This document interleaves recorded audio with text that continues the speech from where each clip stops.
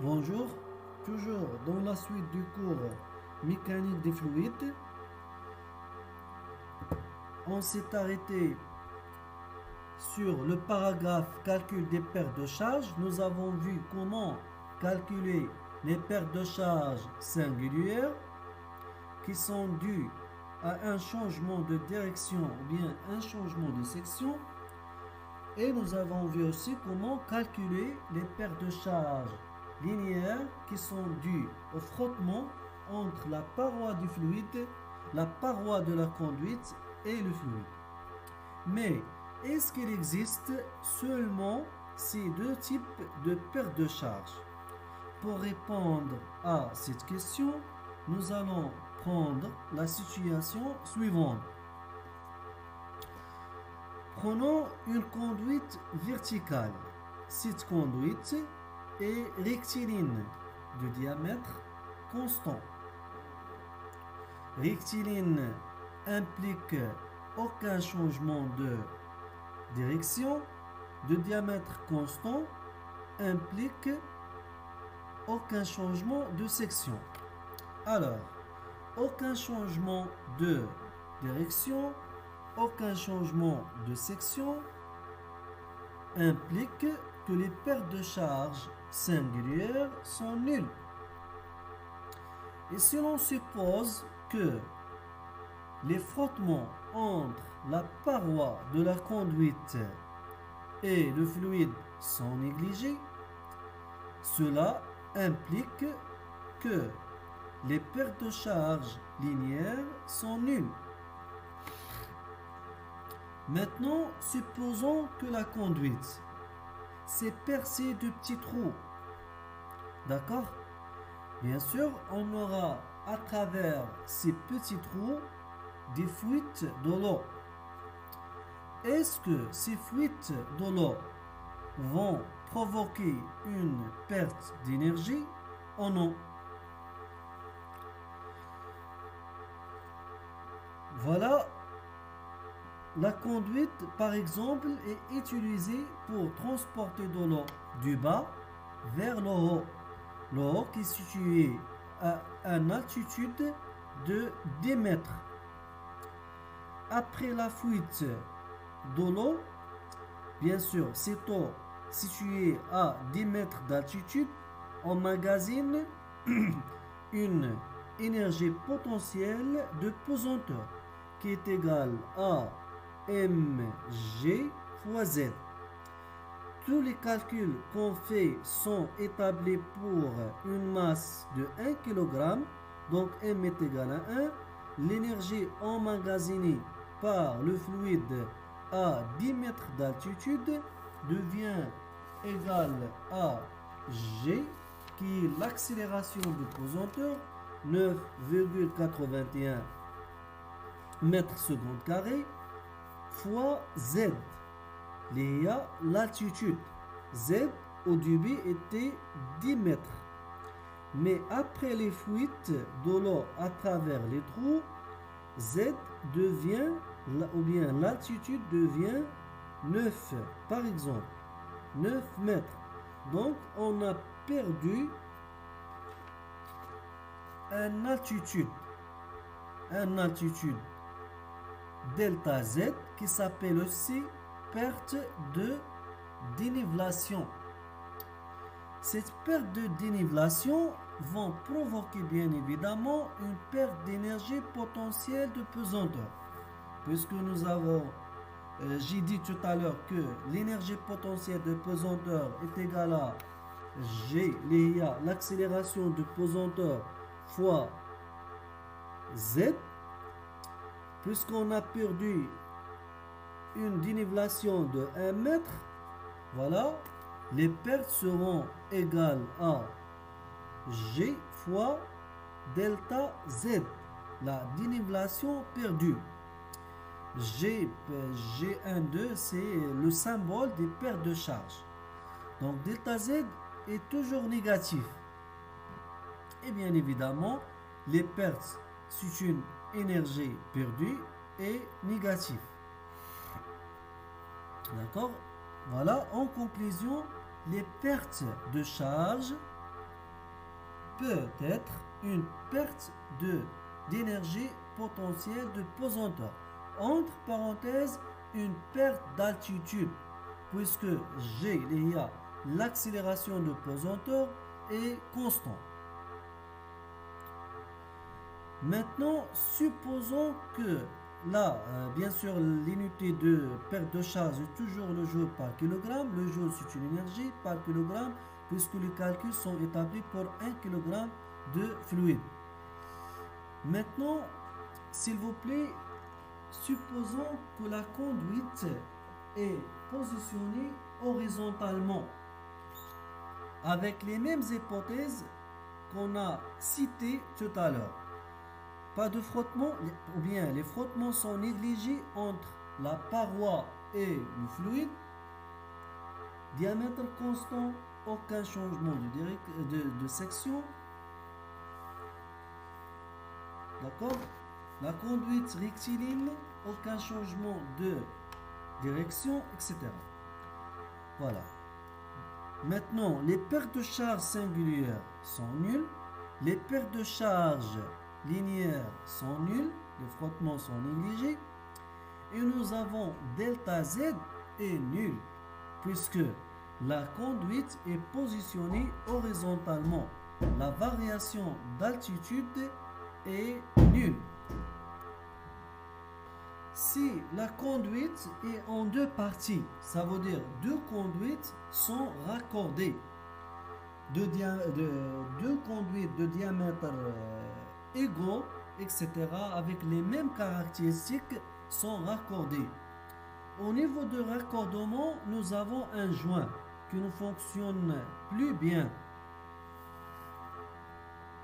Voilà, le joint usé va provoquer une perte de pression, notamment si le fluide est l'air. On aura une perte de pression. On n'a pas une perte de dénivellation, mais on aura une perte de pression. Ça veut dire une chute de pression delta P.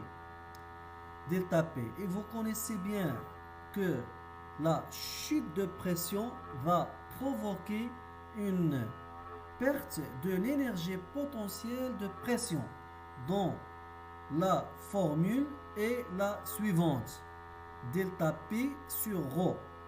On avait au début, avant la perte de pression, l'énergie potentielle de pression est égale à P1 sur ρ. Après la perte, ou bien les pertes, elle est égale à P2 sur ρ, avec P2 inférieur à P1, puisqu'on a une chute de pression, ce qui provoque une perte de l'énergie potentielle de pression. Et puisque les pertes sont toujours notées J12, voilà, égale à delta P sur ρ, qui est la masse volumique.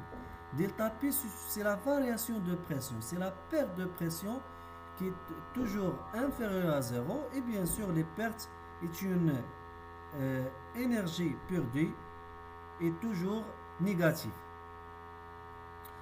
Maintenant, on va voir des exemples de calcul de ces deux derniers types de perte de charge. Étant donné par exemple que les pertes sont estimées à delta P est égal à 5 fois 10 à la puissance 5 pascal, ou bien 5 bar. Alors, comment calculons les pertes? Bien sûr, par la formule qu'on a vue tout à l'heure. On met G12 est égal à delta P sur ρ. Mais attention, nous avons une condition, ou bien deux conditions. Delta P est toujours négatif et les pertes sont toujours négatives. Même s'il est donné que delta P est égal à 5 bar, c'est normal. On ne dit pas par exemple, je suis allé au marché et j'ai perdu moins 100 dirhams. J'ai perdu 100 dirhams. D'accord? Donc, même s'il est positif, doit être négatif. Il est négatif. Les pertes sont toujours négatives. Donc, même s'il est donné 5 bars, je vais mettre delta P est égal à moins 5 fois 10 à la puissance 5 sur 1000, qui est la masse volumique de l'eau, ça donne moins 500 joules par kilogramme. Mais attention, si je vous donne que les pertes sont estimées à delta P est égal à moins 5 bar, voilà, là je vais utiliser la donnée directement. Delta P sur ρ moins 5 fois 10 à la puissance 5 sur 1000, ça va donner moins 500 joules par kilogramme. Je nous radine toujours les delta P est négatif, les pertes sont négatives. Si on donne delta P est égal à 5, نرجعوها moins 5. ولا عطيناها moins 5 نخليوها moins 5. المهم le résultat final doit être négatif. Ce sont des pertes de charge, énergie perdue, voilà, doit contenir s'il vous plaît le signe moins. Maintenant, si je vous donne que les pertes sont évaluées à 5 mètres d'eau, prenons par exemple ce barrage, nous avons la sortie numéro 1, d'accord? Si on pose par exemple un objet à la sortie, à cette sortie comme ça, mentionné par la flèche rouge. Bien sûr, il va subir de la part du fluide à une force. Est-ce que la force subie par cet objet est la même si l'objet est positionné sur le sol, est posé sur le sol? Bien évidemment, non. S'il est posé au sol, va subir une force plus importante de la part du fluide que s'il est posé à la sortie numéro 1. D'accord? Voilà. Donc, si on fait les calculs au point 1, à ce point, bien sûr, comme nous avons perdu une énergie potentielle de pesanteur. Voilà, une énergie potentielle de pesanteur. On a perdu 5 mètres. 5 mètres d'eau, ça veut dire on a perdu une énergie potentielle de pesanteur qui se calcule par la formule déjà vue, G delta Z. G, c'est l'accélération de pesanteur qui est égale à 9,81 fois moins 5. Attention, toujours delta Z doit être négatif, même s'il est donné positif. Voilà, on a perdu 5 mètres d'eau. Voilà, dans les calculs, il faut la mettre négatif, il faut la rendre négative. Ce sont des pertes. Voilà ce qui donne dans le résultat final moins 49,05 joules par kilogramme. Voilà. Maintenant, toutes les pertes sont vues. On va élaborer maintenant l'équation de Bernoulli. Ou bien on va donner l'équation de Bernoulli générale. Voilà l'équation 1 demi V2 carré moins V1 carré qui représente la variation de l'énergie cinétique plus 1 sur ρ P2 moins P1 qui représente la variation de l'énergie potentielle de pression plus G Z2 moins Z1 qui représente la variation de l'énergie potentielle de pesanteur est égal à W12 qui représente le travail échangé avec une éventuelle machine située entre le point 1 et le point 2 et G12. Tous les termes sont déjà vus. Maintenant, il s'ajoute G12. G12 représente toutes les pertes de charge, toute la somme des pertes de charge pour 1 kg de fluide. Ça veut dire, sous G12, on peut trouver les pertes de charge singulières, les pertes de charge linéaires, les pertes de charge dues à une perte d'énergie potentielle de pression ou bien une perte d'énergie potentielle de pesanteur, etc. Voilà, G1,2, c'est la somme des pertes qui sont toujours négatives. Et nous avons vu, bien sûr, comment calculer les différentes pertes de charge. On peut trouver des fois seulement les pertes de charge linéaires, des fois seulement les pertes de charge singulières, ou bien les deux. Des fois, on néglige les pertes de charge linéaires et les pertes de charge singulières, mais on vous donne que les pertes sont estimées à 3 mètres d'eau. Ça veut dire qu'on a perdu en altitude une dénivellation qui provoque une perte de charge, perte d'énergie potentielle de pesanteur, etc. On va voir tous ces détails dans les exercices. Et pour finir, vous devez faire l'application numéro 3 que vous avez dans le cours. D'accord? Si vous arrivez à faire l'application numéro 3, ça veut dire que vous avez bien compris cette partie qu'on a fait maintenant. Merci beaucoup.